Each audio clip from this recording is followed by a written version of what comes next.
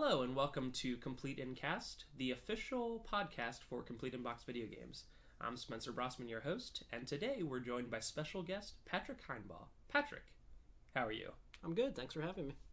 You're welcome. So, I consider myself to be pretty knowledgeable on video games, but over the last year or so, Complete Inbox has started to carry comic books, and when we first started, I was very not knowledgeable about this stuff, and we hired you a couple months ago, and I would consider you definitely to be one of the comic gurus around here. Would you agree with that?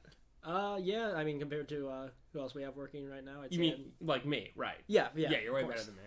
So we're going to use this opportunity to just get some ideas about comics, especially for people who aren't, as knowledgeable as you or even possibly me. So I'm going to start off by asking, how did you originally get into comics, and, what drew you into comic books? It's a bit of a big question, but I'd say probably the movies that were coming out when I was a kid.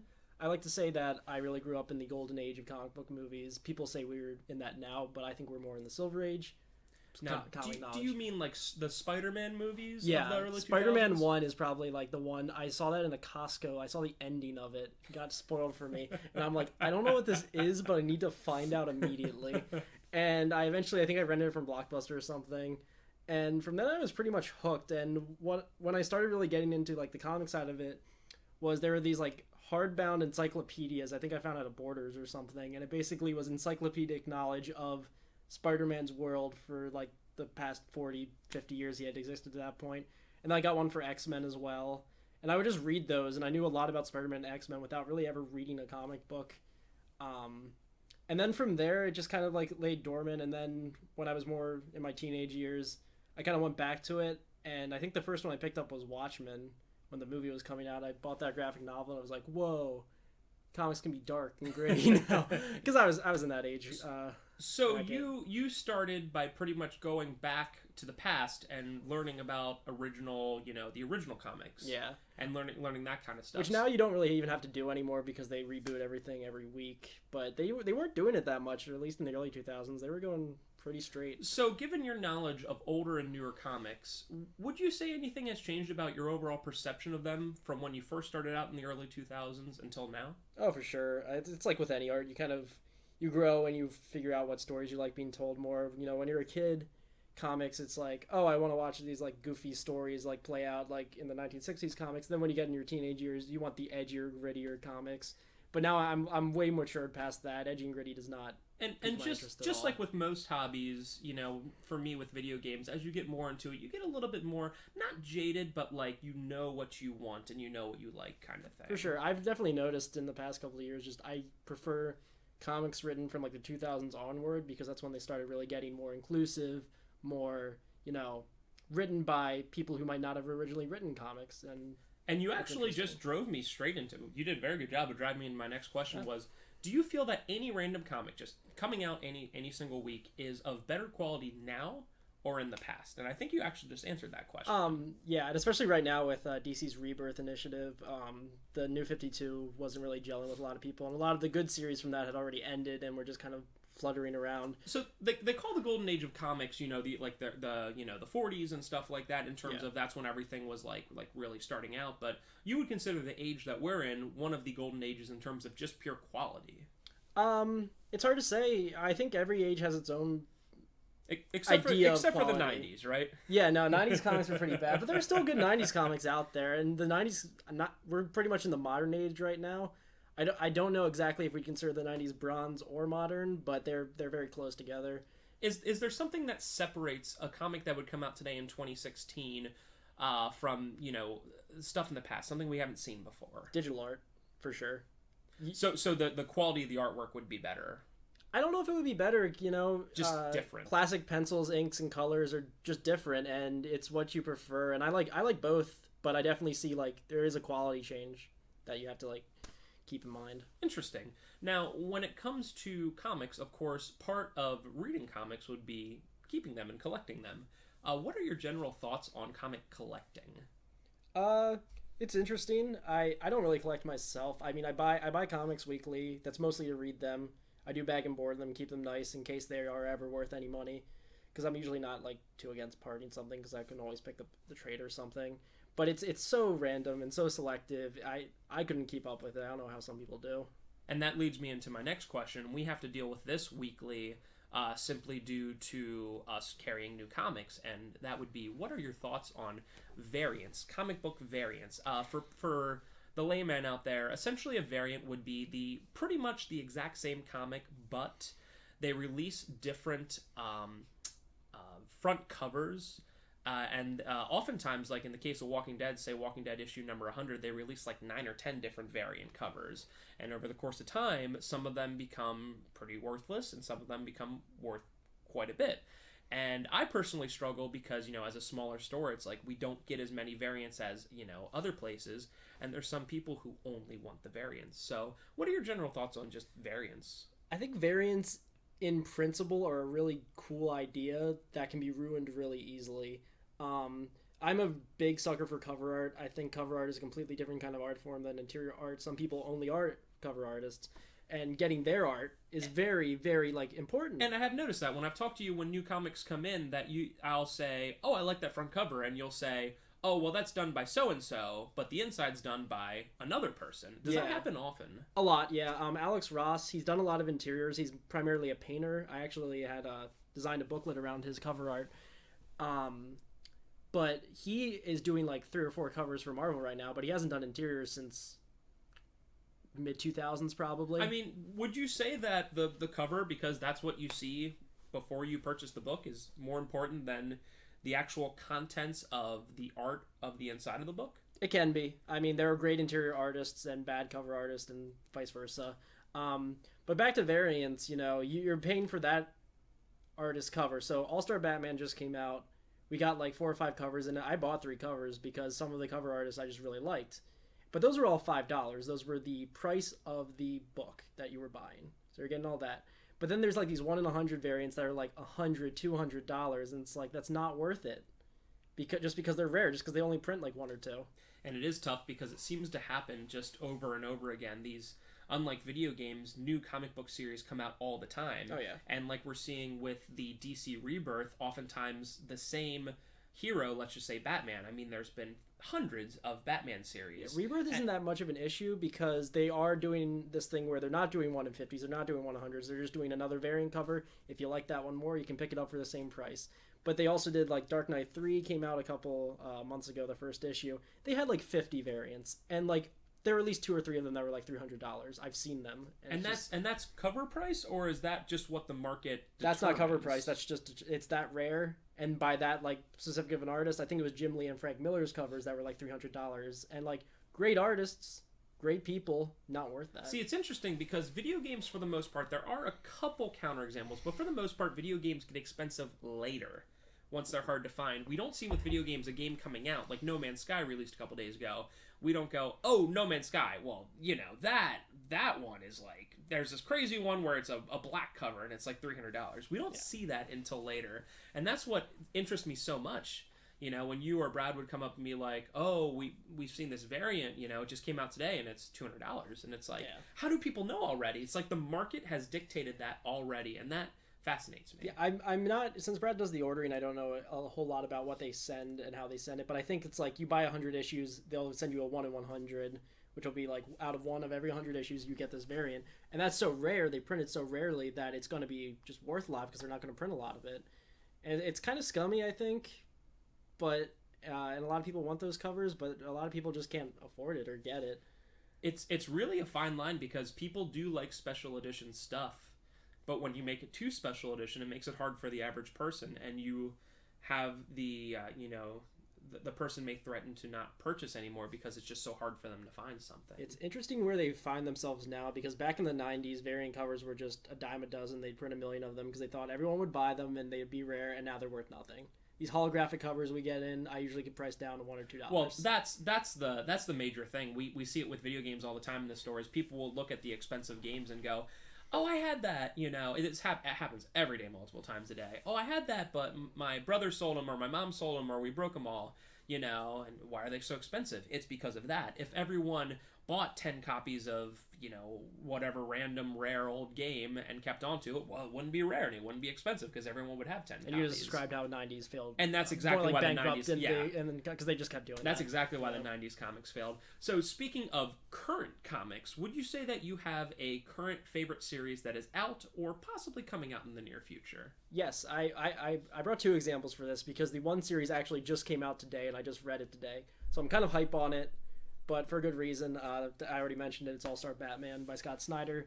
It's a continuation of his Batman run, which, if you know me, is my favorite run on comics of all time. It was the past run for the past 5 years. And it's just a continuation of it, but it's with different artists. It has a much different feeling.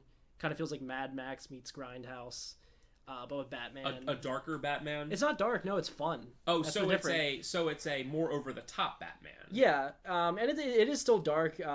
Scott Snyder, if you've ever read his work, is a horror writer, and it comes off in his work a lot. And his Batman series was very, very dark, but it also had like moments of humor and like lightening up Bruce Wayne a bit as a character. So that's it's a really solid series if you like that old run, but it feels like something new. And I think the best thing you can ever do when you're going from one series to a very similar series is make it new, but also make it seem familiar. And I think they would hit something really solid there. That makes sense to me. But the other series that I've been reading for a while and is actually going to be ending in October now is Tom King's Vision at Marvel. I don't read a lot of Marvel just because I'm usually just more inundated with the DC universe. But this book has just been incredible. Tom King is actually ending it because he's going over to DC. He's writing Batman right now.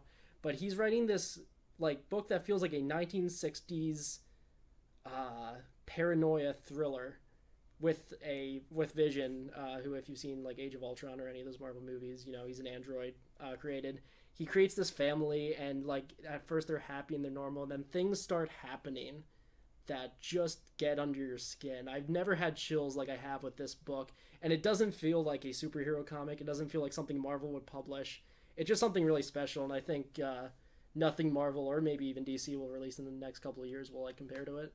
Actually, you brought up a point that I did not even have in my original questions, where when you're looking at the most famous comics of all time, okay, The Death of Superman, The Killing Joke, I actually just started the other day because you guys were making fun of me because I never read it, The Long Halloween, the Batman one. Yeah, they were making fun of me. That's actually not as big as like The Killing Joke, though. It's one of my favorite Batman stories. That's why I was bringing it up. It's definitely not as big as The Killing Joke, Yeah. But what intrigues me so much is the comics or the stories that ended up being the most famous. Because let's be honest, Superman's been in thousands and thousands of comics, so it's like you got to pick those 1, 2, 3, like big ones. It's just very interesting that The Killing Joke, I heard so much about it, and then I eventually read it, and it was very good.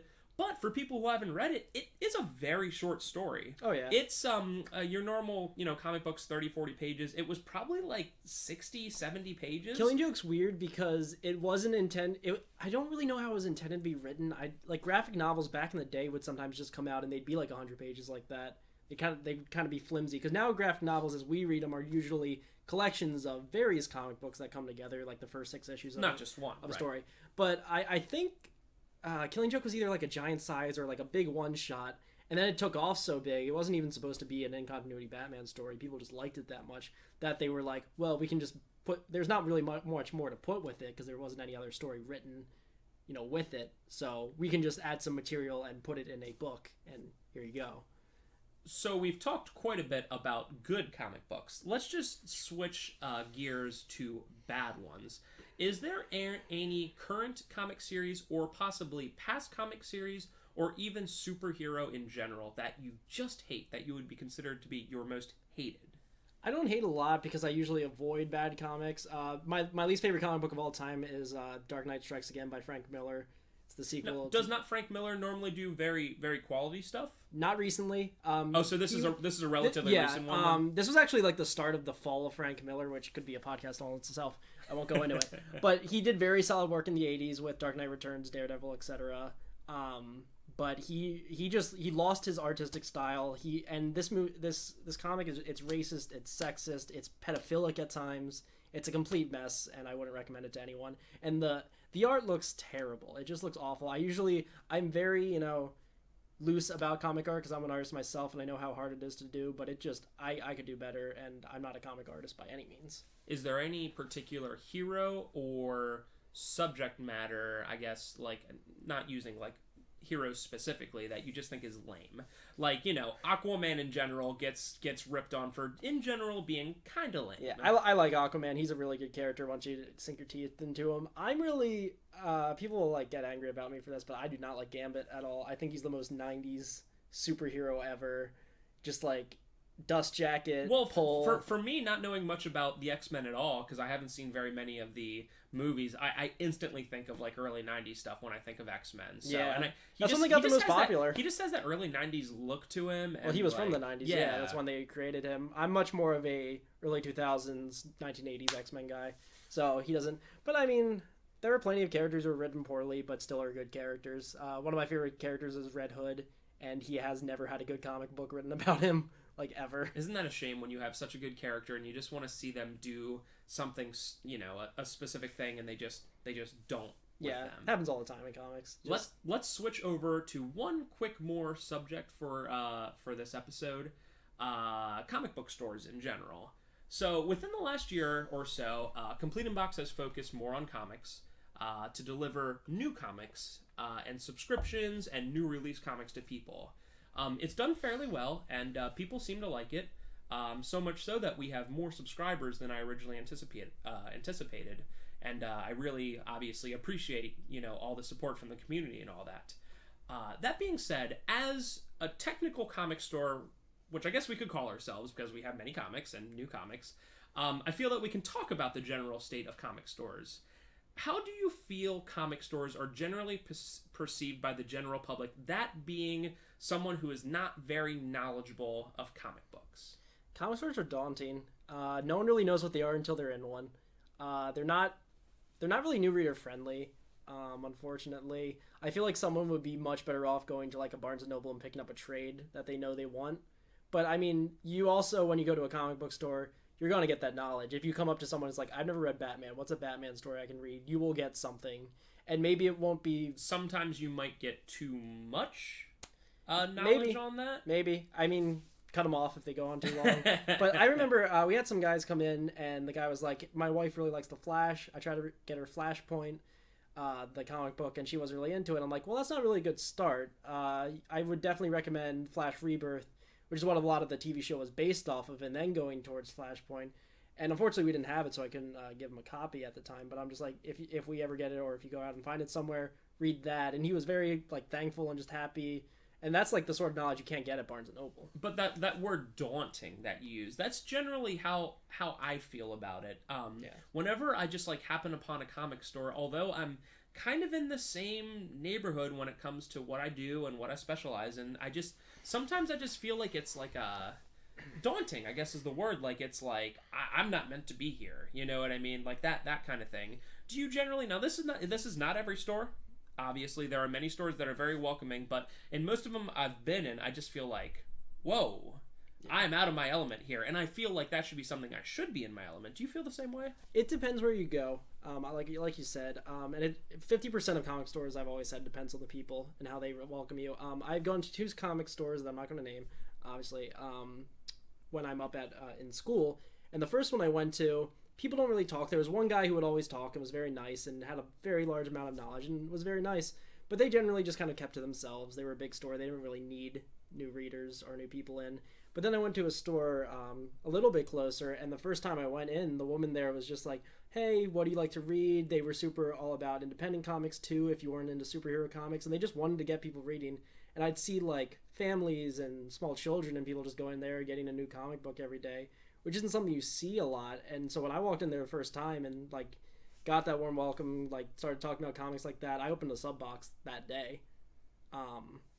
That's what I hope to see. That's what you got to do. That's what I hope to see out of just more places in general. It's tough because it is, you know, as the people working there, it is your passion, but it seems like just almost like comic book guy. I mean, you know, all stereotypes are kind of built out of reality. Comic book guy in The Simpsons, who's always, you know, you're reading that kind of thing. Yeah. It's like, you know, like when it comes to video games at the store, sometimes people play bad video games, and that's fine. Like, I like bad video games too. Like, there's some I just pick up and I'm like, I know your average person would hate this, but I like this. But like, it seems like certain comic places, like if you're like not on the same level as them, it's just like, ugh, you know, like that kind of thing. That is a dying breed, I will say. I still encounter it sometimes, but like that sort of like stereotype, it's definitely dying as more and more people.